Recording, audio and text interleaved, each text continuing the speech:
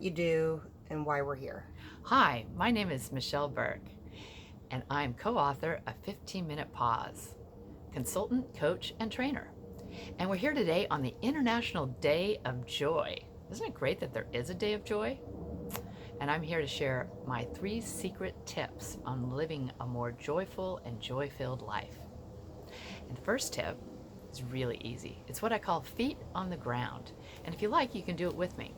Whether you have your shoes on or off, doesn't matter. Just go ahead and feel the ground beneath your feet, just as it sounds. Now, go on, wiggle your toes and feel. How does it feel? How does your body feel? Now, if that's not working for you, if you're not feeling like you're really present and in your body, then clench your butt cheeks, all right? And it automatically makes you smile, doesn't it? And if you noticed, my posture just got a little straighter. So that's tip number 1. Tip number 2 is what I call the 15-minute pause, which is also the name of my book. And that's all about pausing.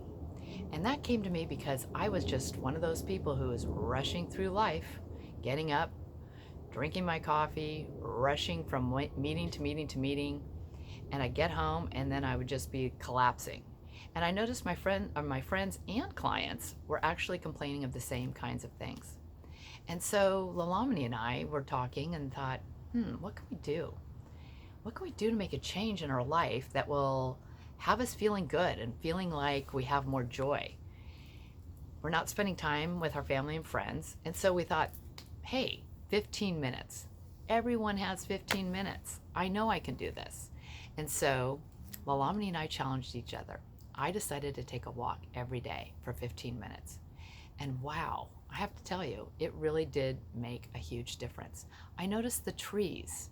I noticed the fresh air, being outdoors. Just breathing, for goodness sakes. I mean, we forget to do that.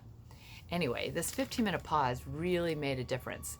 So whether it's taking a walk or smelling the roses, literally, like I like to do with my rose bushes, that can add joy into your life on a daily basis. Now, tip number 3. Tip number 3 is what I call be kind to yourself. And I noticed for myself that I wasn't doing that, especially when after my dad had passed away a few years ago. I was really struggling. I was in a really dark place and I was in a lot of pain. And I just wasn't allowing that. Like it was like there was something wrong with me, that I was grieving and that I needed to somehow snap out of it and get back to my life. Well, there is no getting back to my life, not the way it was. And so I just was being kind to myself and nurturing myself and allowing that was okay. And in that allowed me to see some of the great things that were already happening in my life, the things that I already had, like the love of my family and my friends and work that I really enjoy.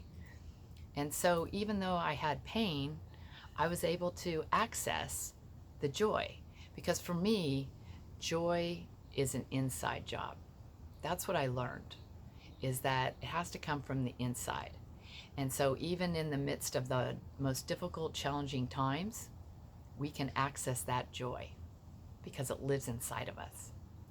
So I hope that these 3 tips, the ones that I just mentioned, feet on the ground, take a 15-minute pause, do something that feels good, and the last one, third, be kind to yourself, will help you live a more joy-filled life. And may you do that today.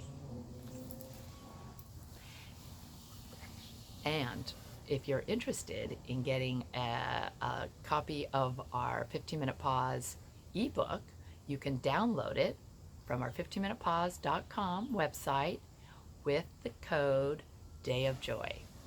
So enjoy this day. It's your right to be joyful.